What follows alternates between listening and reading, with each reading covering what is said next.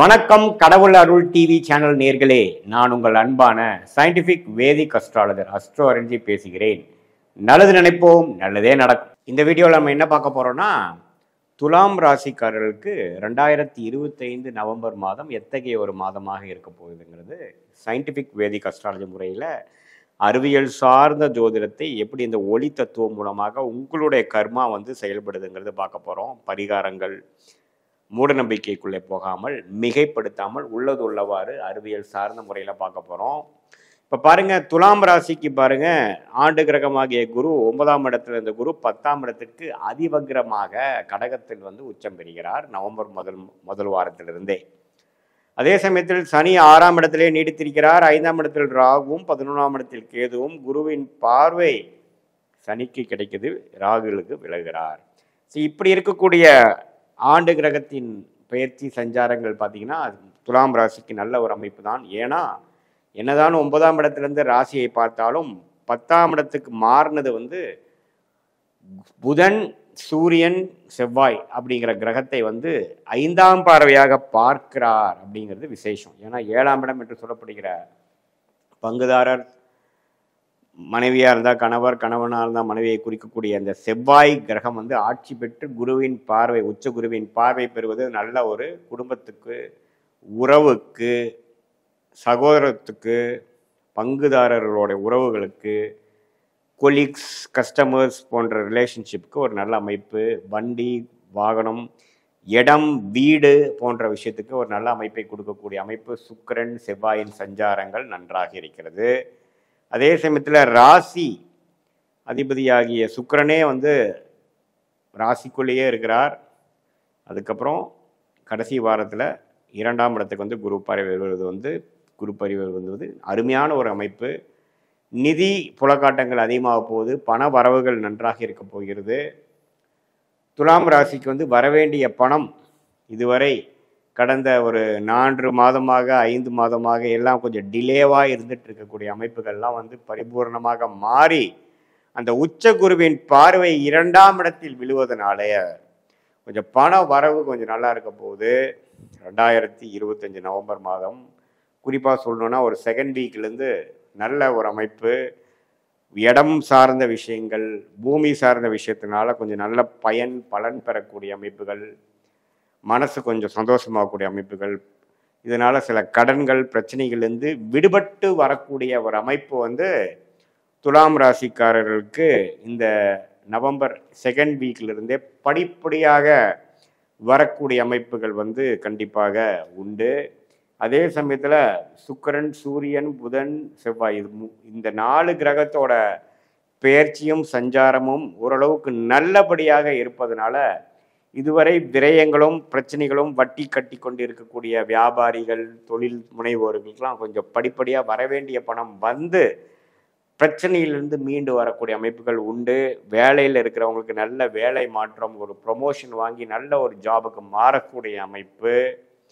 அதே சமயத்தில் கடனை அடைக்கக்கூடிய அமைப்பு. உடல் உபாதைகளில் கஷ்டப்பட்டு இருந்த சீனியர் சிட்டிசன்ஸ், வயது முதியோர்களுக்கு ஒரு நல்ல பலனை கொடுக்கக்கூடிய ஒரு அமைப்பு.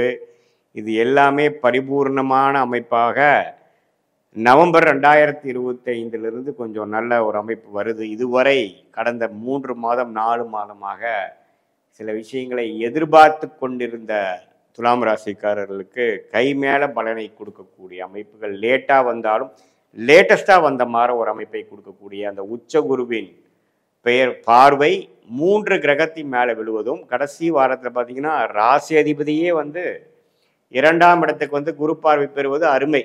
ஸோ நவம்பர் மாதத்தில் சில விஷயங்கள் பாசிட்டிவாக முடிஞ்சுதுறப்பா அப்படிங்கிற ஒரு அமைப்பை, மிகவும் தேவையான ஒரு அமைப்பை, ஏன்னா பல மாதமாக காத்து கொண்டு மிகவும் மன உளைச்சலை கொடுக்கக்கூடிய அமைப்பை கொடுத்த இந்த கிரக அமைப்பு துலாம் ராசிகளுக்கு நல்ல ஒரு அமைப்பை, ஒரு விடிவு காலத்தை கொடுக்கக்கூடிய அமைப்பு நவம்பர் மாதம் வருவதுங்கிறது ஒரு அருமையான விஷயம்.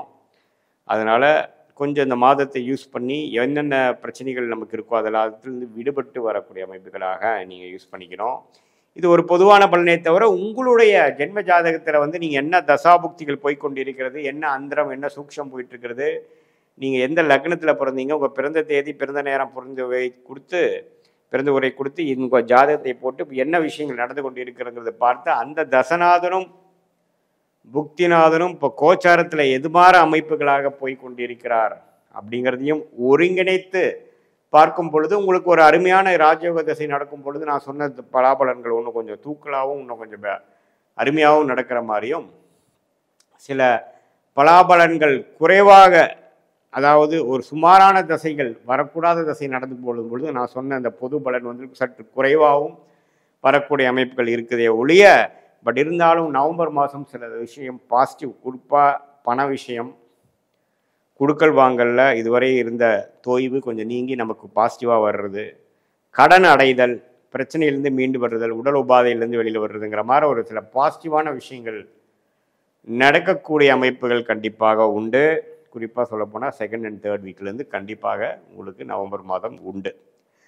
ஸோ இதுதான் வந்து பொது பலன். உங்களுடைய ஜென்ம ஜாதகத்தில் வைத்து பார்க்கும் பொழுது இன்னுமே துல்லியமான பலன்கள் எடுத்து அடுத்த வரக்கூடிய காலகட்டங்கள் எப்படி இருக்குது, ஷார்ட் டேர்ம் எப்படி இருக்குது, லாங் டேர்ம் எப்படி இருக்குது, இதை வந்து எந்தெந்த விஷயங்கள் உங்களுக்கு நடக்கக்கூடிய அமைப்பாக இருக்கிறது, உங்கள் கர்மாவின் அடிப்படையில் உங்கள் ஜாதகத்தில் எது மாதிரி அமைப்பு நடக்கக்கூடிய அமைப்புகள் இருக்குது, வேலை மாற்றம் எப்போ, தொழிலா வேலையா, எப்போ வந்து படிப்பு நம்ம எதிர்பார்க்குற படிப்பு வந்து நம்ம குழந்தைங்களுக்கு கிடைக்க போகுது, வெளிநாடு போகக்கூடிய அமைப்பா, வெளி மாநிலமா, அல்லது நம்ம உள்ளூரிலே இருக்க போகிறோமா, இது மாதிரி எல்லா விஷயங்களும், என்ன தொழில் நமக்கு கரெக்டாக வரும், என்ன வேலை நமக்கு கரெக்டாக வரும், நமக்கு வந்து காம்படிட்டிவ் எக்ஸாம்ஸ் எழுதி நம்ம கவர்மெண்ட் இதுக்கு போகலாமா, ப்ரைவேட் போகலாமா, அல்லது ஓன் பிஸ்னஸ் பண்ணலாமா, அல்லது வெளிநாட்டில் போய் நம்ம ஏதோ ட்ரை பண்ணலாமா, அப்படிங்கிற எல்லா விஷயங்களும் உங்களோட ஜென்ம ஜாதகத்தில் பார்த்து இந்த சயின்டிஃபிக் வேதிக் அஸ்ட்ராலஜி முறையில் துல்லியமாக பார்க்கும் பொழுது